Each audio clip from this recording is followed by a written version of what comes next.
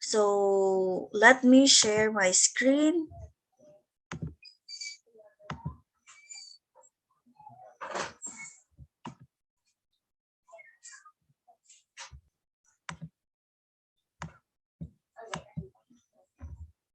Okay, so this is your immersion orientation. So this is your one of your specialized subject that you need to undergo so that you will pass your grade 12.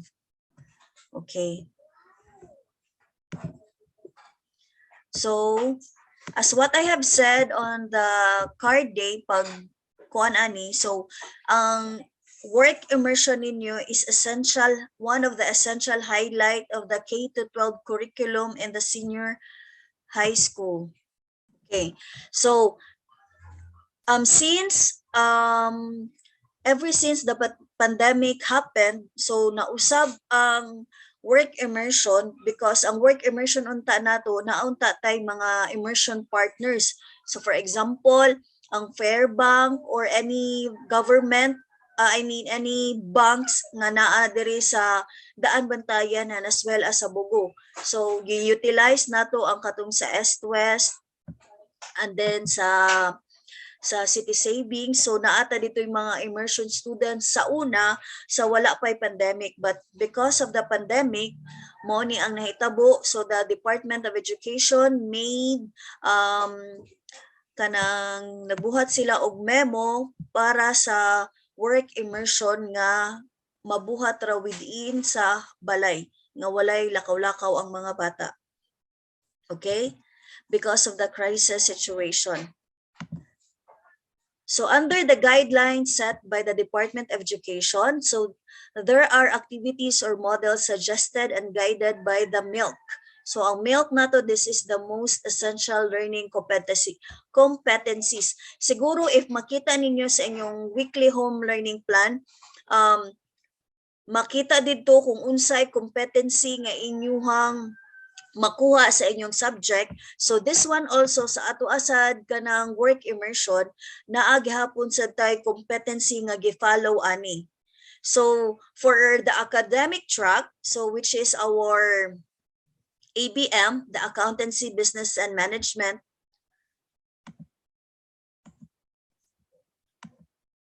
strand, we are using the Model D. So unsa maning Model D? So this is drafting a business proposal, employing the different analysis tools like the SWOT. So this is the strengths, weaknesses, opportunities, and threats.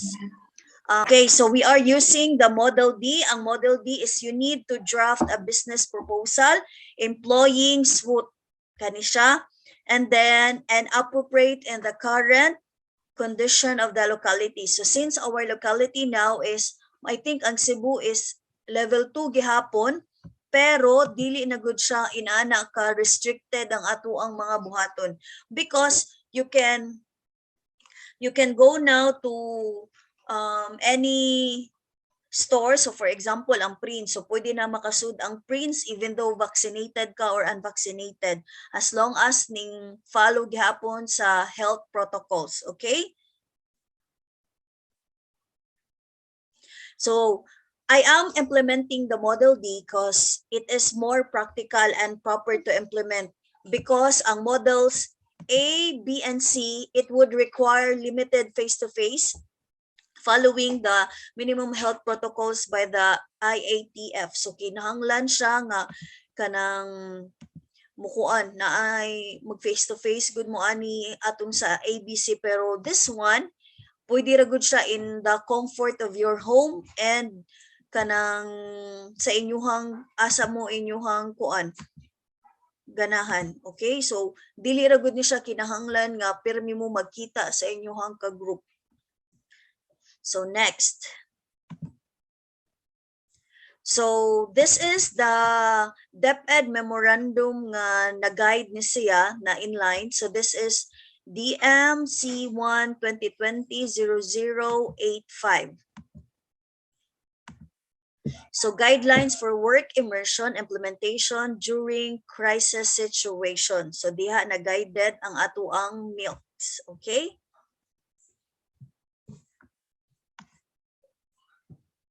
So it is a new course to undertake. It is new to me and it is also new to you. So kitang this is mag-learn ta, kitang tanan mag-learn ta aning ato ang buhaton. So a manual portfolio is created to guide learners and teachers to produce only what are required in the fulfillment of the subject. Meaning unsa ray kinahanglan ha? Unnecessary things are not needed here. And then gibuhat ni nato as a manual portfolio so that you will be guided step by step kung unsay angay buhaton. So this manual will cover the essentials of making a business proposal from cover letter. So you will be given samples, so do not worry if naamoy mga queries. Actual draft of the proposal itself up to the oral presentation and submission. So meaning you need to defend your business proposal. It will also aid both learners and teachers in monitoring performance and progress through the submission of documents listed in this manual. So you will be given what things that you need that needs to be done. So naa siya, you are guided because there are certain documents that you need to pass. So given na sa inyo ha, dili mo maguol. Anya na kay na ako dari artista nagsigsamok-samok. The fundamentals are carefully explained so that even beginners would find themselves at ease and have a great time while accomplishing the required tasks in the subjects. So meaning dili kinahanglan maguol because this is very easy. Sayo na good kay tanan if you will put your attention to this one. Dili gyud maguol. So Annex K, so this is the ABM Business Enterprise Simulation. So from the most essential learning competencies modified to suit the requirements of Model D. So as I repeated, so ang Model D is drafting a business proposal employing the different analysis tools like SWOT and appropriate in the current condition of the locality. Okay, so this is now ang katong most essential learning competency. So third quarter and fourth quarter. So ang ato ang work immersion nag-comprise ni siya sa usa ka semester. So karong second semester mo ni ang buhaton ato as sa specialized subject nga work immersion. So this is the content standards, the performance standards, and the MILC, and the duration. So mo na siya. Okay? So before ta mo divulge sa kanang kuan or indulge sa kanang work immersion, we should have first the pre-immersion. So pre-immersion is happening now. So this is the virtual immersion. Nag-virtual immersion ta, and then as well as the face-to-face immersion ta last gahapon. So kani siya para ni siya sa katong wala ka-attend or katong na-late na nga wala na nakasabot. Okay? So the prerequisites of work immersion will be explained by your immersion focal person. So I would be your immersion focal person for ABM and your immersion teacher.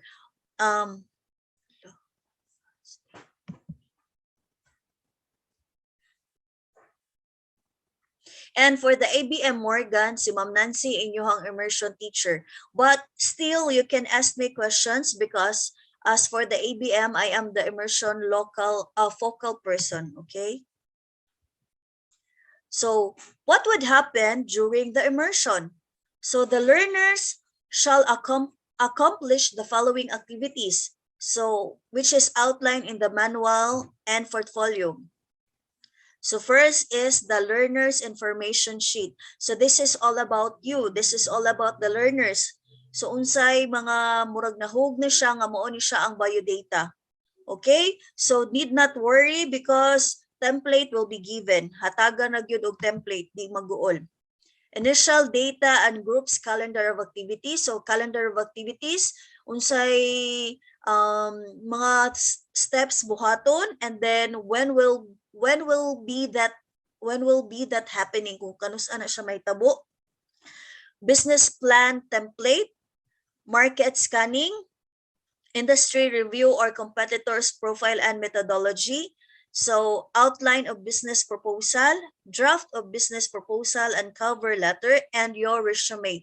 I think in your resume, naana mo ani sa inyong reading and writing pa grade 11. So kay baw na mo ani, but dili gyapon maguol because samples will be given for you for your reference. So naara gyapon samples, okay?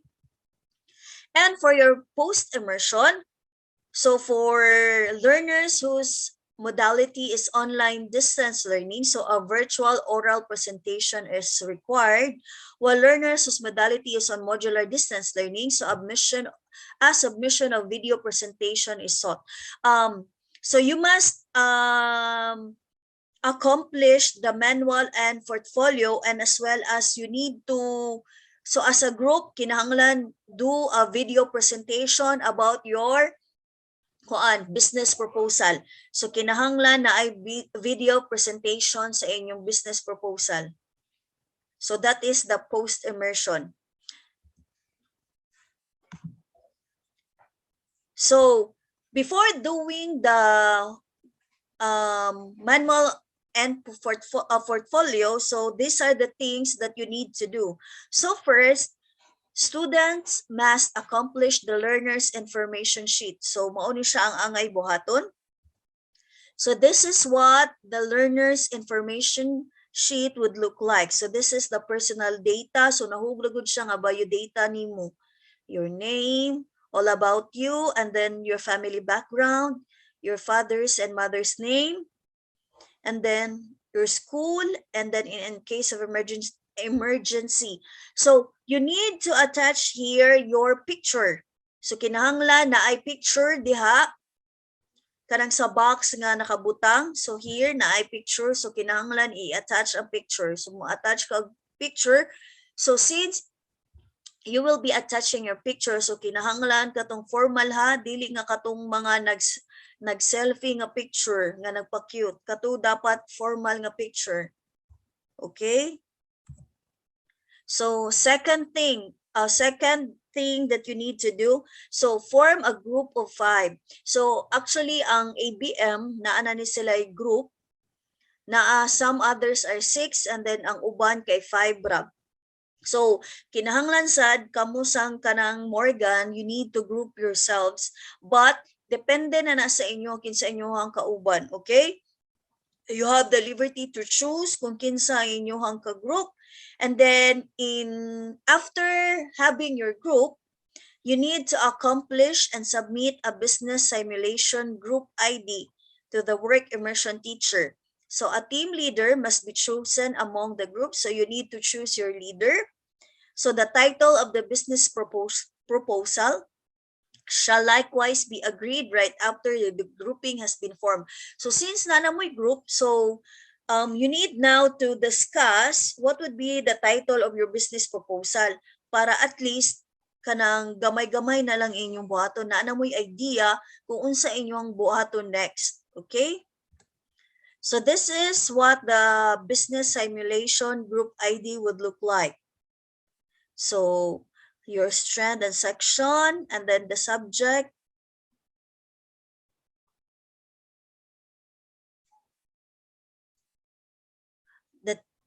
the teacher, the name of group, the team leader, and then the members. So name of product or service based on the business plan. So unsa may name of product or service ninyo? So for example, naay kanang kuan, kanang unsay pangalan ni? Kanang kananan, 'di ba? Pwede ang kananan. So pwede sad nga kanang supermarket. Okay? So title of business proposal. So what would be the title of your business proposal? Okay, next. Accomplish the tentative calendar of activities found in the manual portfolio. Dili mag-uulha because templates will be given once ako ana mabuhat na ni tanan kay giusar man ako para mausar og send. So you will be given all the things that you need to do, all the samples and all the templates para mausara ninyo buhat niya, mausara sad nako og send kay nag-anam-anam ko og buhat karon. Kay nag-relax sa after sa card day, char lang. So this is what the calendar of activities would look like. So this is the description. So these are from the pre-immersion to the post-immersion. So the duration and then the tentative date of submission. So when will be the tentative date you need to attach there. Okay, so number 4 is prepare one portfolio container, preferably a short clear book. So kinahanglan clear book using color assignments for ABM Marble kay pink. I don't know sa kanang kuan ha, I don't know sa kanang Morgan, but for ours sa Marvel, we are using the pink one. And again, no political agenda or any political advertisement kay ang color sa grade 12 pink kagud siya. So we are using the pink color and then use the clear book, okay? The clear file must be labeled properly with the sequencing of activities stated in the manual portfolio. Excuse. So this is what the clear book. So pink lang ang ato ang color and then mao ni siya ang gamiton. So dili na sad gihapon mag-uol because you will be given templates. Templates lang and then kamo na ang mukuan, ibutang ra ninyo inyong names. Mao na lang jud. Ako na lang bahala na para sayo na lang sa inyong part, okay? And then number 5 is you need to use short bond paper in accomplishing the activities. So reproduce the activity forms when necessary. Okay, you need to use short bond paper in accomplishing the activities. Reproduce the activity forms when necessary.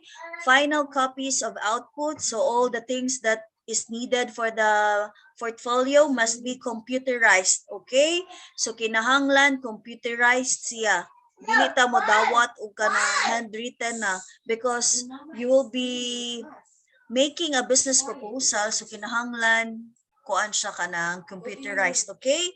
So retrieval of clear file by the work immersion teacher must be on the first submission or retrieval of module bags. Ato lang na siya sa butan because karon pa man ta nag-orientation, so ato na kung anon kung unsay next step, okay? And then submit a photocopy of a valid ID which bears photo and signature of parent or guardian. So kinahanglan na ay photocopy sa invalid ID sa imong parent, it could be your mother or your father, and then gamito ra ni siya because of the portfolio ha and nothing else, para ra gud na siya din na i-attach lang na siya, wala na siya ikuan lain buhaton, okay? So after that one, ato na i-accomplish ang atuang, so this is what the business plan template. So accomplish the business plan template that summarizes essential information regarding the business created during entrepreneurship or management subjects by providing the required data. So you magamit sa din siya para sa inyong entrepreneurship, okay? So this is what the business plan template. So name of business, kanus-a na create, industry classification, target market. Ang ihara ni siya template ha, and then you will be given sample sa unsay gipang butang din ha. So dili ra gyud ma-worry. Okay. So next step you are going to do is you need to scan the market. So a well-crafted business proposal is backed up by data which reflect the proposer's thorough knowledge or credentials of his or her product to be sold or service to be rendered as a solution to a specific problem. So meaning, unsa kay kinahanglan nowadays, unsa kay kinahanglan nga product or services sa ato ang mga tao. Actually karon patok kaayo na ang kanang mga mag-deliver kanang pasabay or unsa pa na siya din ha, 'di ba? As in help kayo siya in this times of pandemic. So an entrepreneur has to do an uphill strategy in order to assess the overall business environment into which he or she aspires to belong. Only the fittest survives in the business world. So for this reason, it is a must to know the battlefield. In business, it is assessment of both internal and external environments. Okay? So in doing your business, you need to have a feasibility study gani dapat before doing it. And then you need to assess tanan-tanan nga corner sa business, dili lang kay ay kani kay mao ni siya kinahanglan karon, but actually how about financially, and then karon na bagud na siya needed or ang sustainability ana nga business, okay? Because as they say, only the fittest survives in the business world. Katuragong na ay guts to do so, okay? Moving on from the starting point, which is the most viable business plan selected by the group, the scanning of the market follows immediately. So a sort of demographics must be done by the group to determine potential market.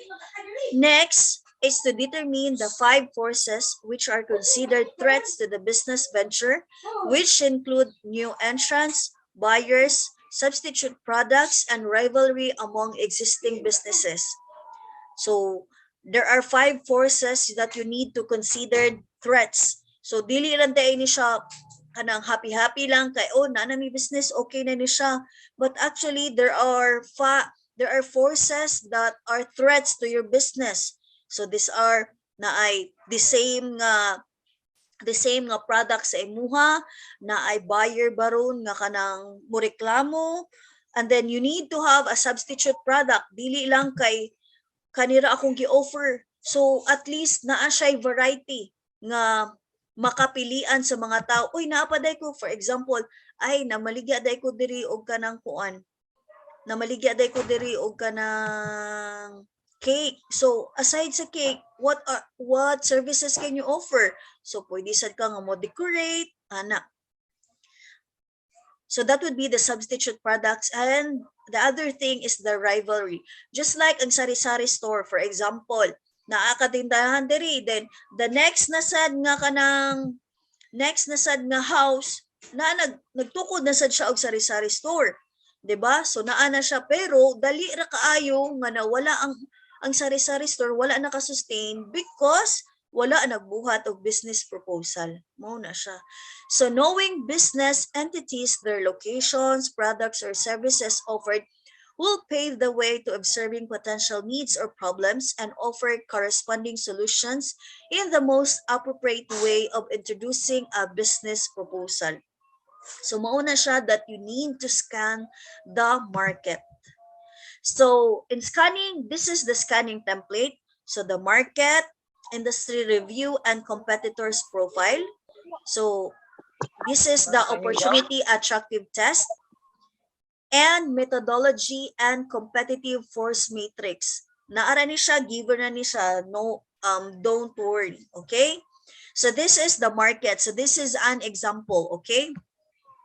So name of business, entity, or entity. So if naay daghan kang kuan pwede. So here an example is Bulacan Sweets and Delis. So location is, this is from San Miguel, Bulacan. So naano siya dito sa Metro Manila man siya. So type of business. So this is food manufacturing. Problem observed. So short production. So meaning kung naa sila short production, ang ilaha siguro aning ilahang mga customers ani, ang demand nila is high.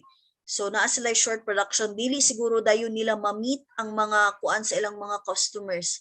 So product or service. So they have sweets, so maybe, and other delicacies. So kanang variety ang ilahang gi-offer. Pero ning kuan sila, focus sila sa sweets, okay? So na sila alternative nga gihatag, which is other delicacies. So propose solution. So product outsourcing. So kinahanglan siya i-outsource. Type of proposal, so unsolicited proposal, because maybe they haven't found the problem mo na ikaw, this is unsolicited man. So pwede ka nga, ma'am, sir, naaday ko ikuan kanang i-offering nga kuan proposal para sa inyong kanang mo expand mo sa inyong business, di ba? So we are in the industry review and competitors profile. So we are using the Michael Porter's 5 forces framework. It is a method of analyzing competition of a business. It draws from industrial organization economics to derive 5 forces that determine the competitive intensity and therefore the attractiveness of an industry in terms of its profitability. It helps organizations to understand the factors affecting profitability in a specific industry, whether to increase capacity in a specific industry or develop competitive strategies. So, dili gud nato na malikayan nga naagoy ka ng kuan, naagugay ka ng kuan, naagoy sa panganani rivalry. So kinahanglan naa kay competitors profile. So kibaw ka mo bitaw na ang kibaw ka nga kanang unsay naa sa ilaha nga business. So at least kibaw ka unsaon nimo pagpanindot sa imong business. So this is not in terms nga suya, but more of the kanang para mo tabang sa imong mutabang sa imong business kung unsay kinahanglan nga unsay kinahanglan nga kanang kuan i-develop pa, ha? Not in terms nga ay kuan man gyud ni nana naa kay isulti against ana, but para na sa imong kaugalingon, para na siya nga mas mukuan kanang mo laoy di na ko kabaw sa kaisulti, para ni siya nga mas sustain pagyud ang unsay kinahanglan nga i-develop sa imong company. Okay? So in this table naatay industry or market potential. So what would be the highest potential, the lowest potential, and then what would be the attractiveness score? So for example, the market need. And then the customers, are the customers accessible? They say market with competitors. So naara na siya din ha, makita ra na siya. So basaha lang na ninyo and then naara ni siya din he. Okay? So nagamit ta sa Michael Porter's 5 forces. So that is the industry review and competitors profile. The opportunity attractive test. This is now the competitive force matrix. So the 5 competing forces, so barriers to the force, what would be, and then the effects of the barriers to the force, is it high, medium, or low? And then the effects, threats to the business, is it high, moderate, or low? So for example, the potential new entrants. So naa din siya huge capital infusion. And then ang effect niya is high, but ang effects niya as a threat sa imong business very low ra siya. Okay? So this is an example. Next. So after that one, you need to review the scanning tools. So environmental scanning helps in the evaluation and study of both internal and external environments of the business. Micro or internal environment is the environment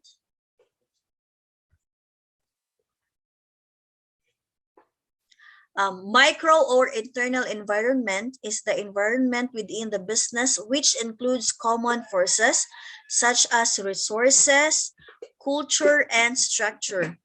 So internal environment scanning makes use of the SWOT analysis and BCG analysis matrix to determine the target market of the business after determining the probable business position in the industry environment. So we are now using the SWOT, okay? So what is a SWOT analysis? So SWOT is an acronym for strengths, weaknesses, opportunities, and threats. It is a popular tool pioneered by George Albert Smith Jr. and Roland Christensen. They are Harvard Business School professors of business policy.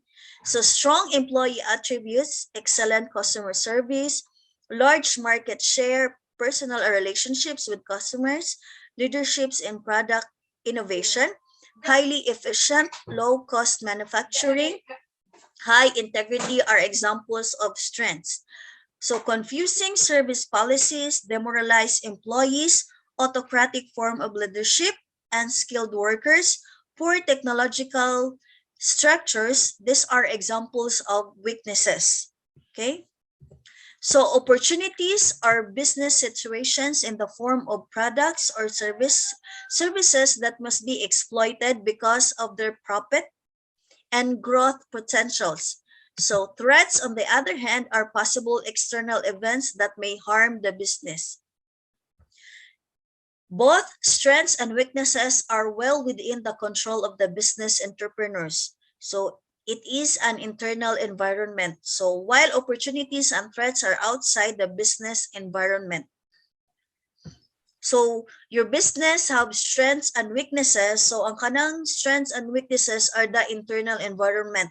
While ang opportunity to grow and then the opportunity to expand the products or services, if it's profitable and the growth ana niya, those are the kanang external or outside of the business environment, because those are threats man niya. Wala man ka, at least you need to know that.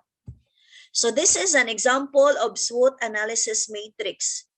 So your strengths and weaknesses, the opportunities and threats. So here, the business strengths and the business weaknesses.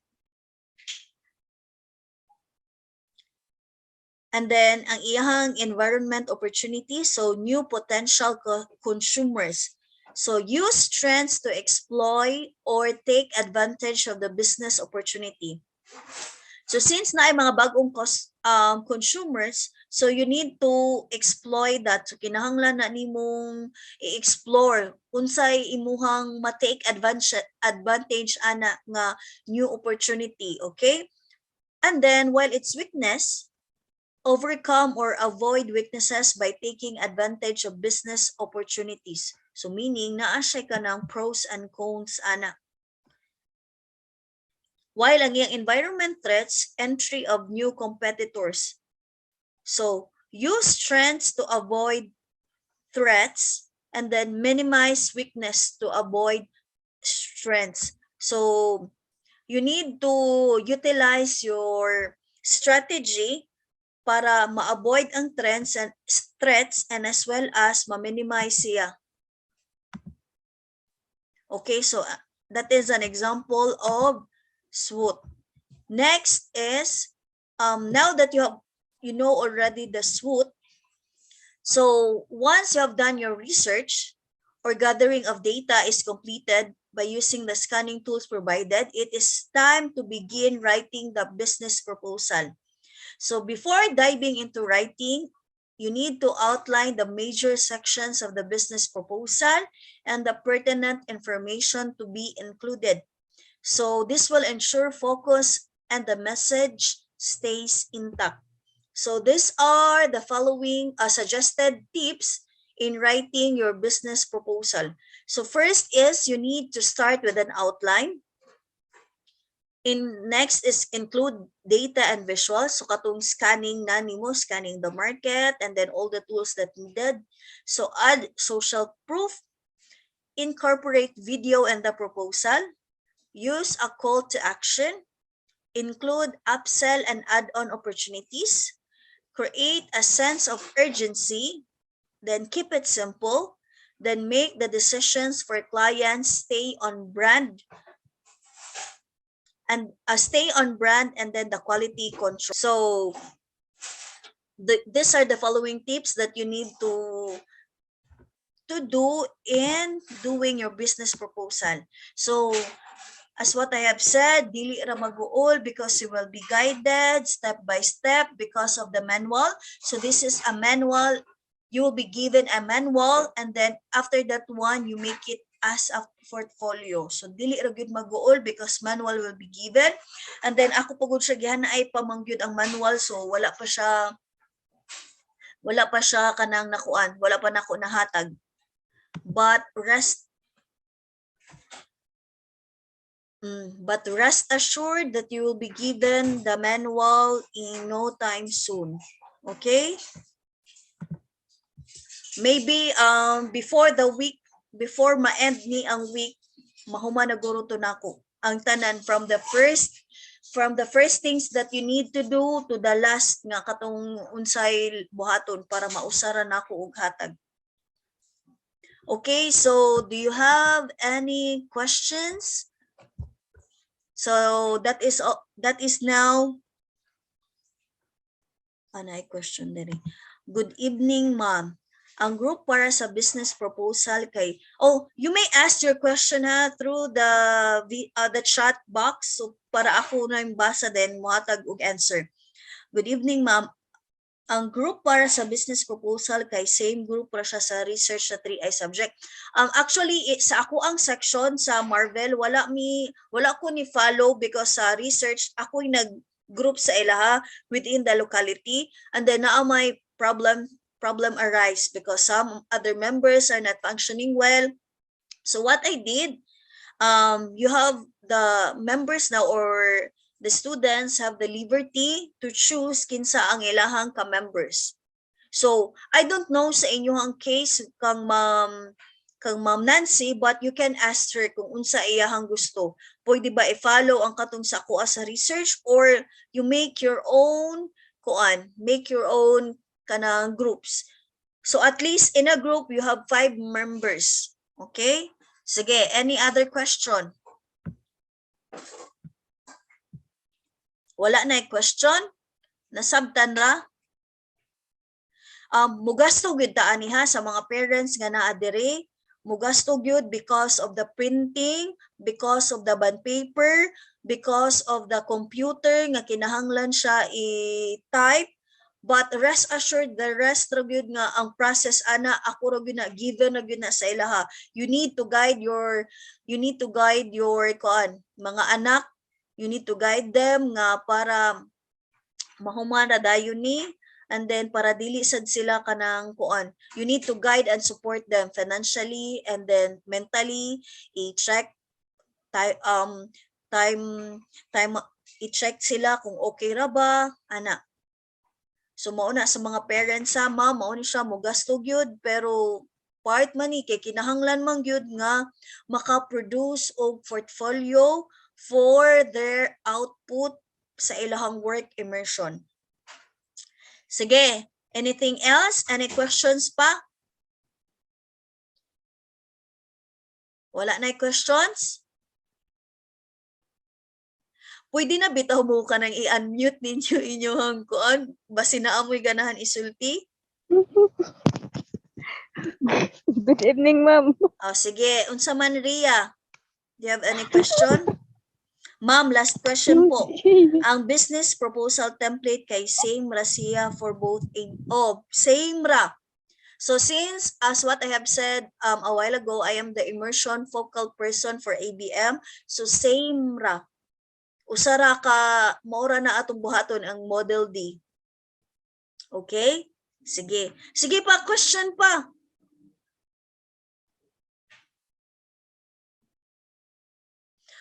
So since this is all about now kanang question, I will now stop the recording Okay.